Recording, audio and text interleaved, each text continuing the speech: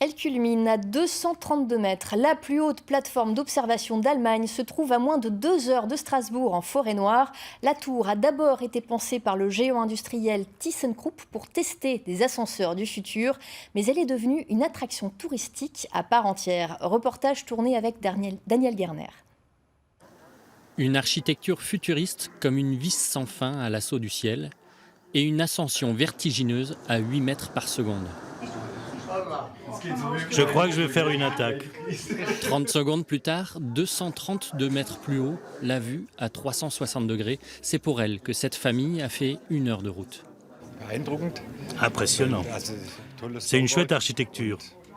L'ascenseur est vraiment rapide et honnêtement, je réalisais pas à quel point c'est haut. Quand on regarde en bas, ça donne le tournis.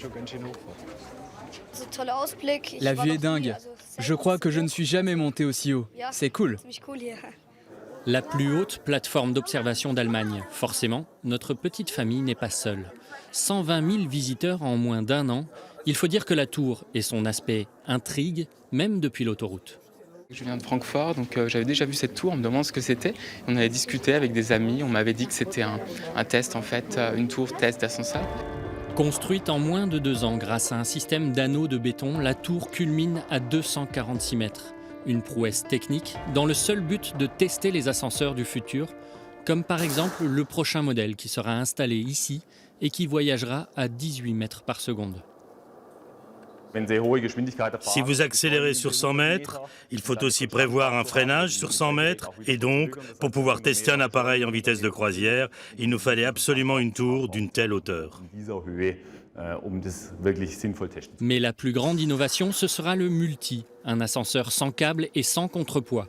Plusieurs cabines pourront circuler dans la même conduite sans limitation de hauteur. Et même voyager à l'horizontale. De quoi inspirer les architectes.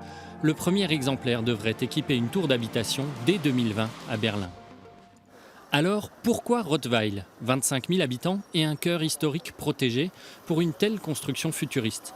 Pour ThyssenKrupp, il fallait s'éloigner du siège de Stuttgart et de l'aéroport. Quant aux habitants, plutôt sceptiques au départ, ils ont posé une condition. S'il y a une tour de cette taille dans le paysage, alors on veut pouvoir y monter, on veut voir. Or, ce que vous voyez là, c'est un centre de recherche. En général, ça ne fait pas bon ménage avec le public, mais on a fini par s'entendre avec la multinationale.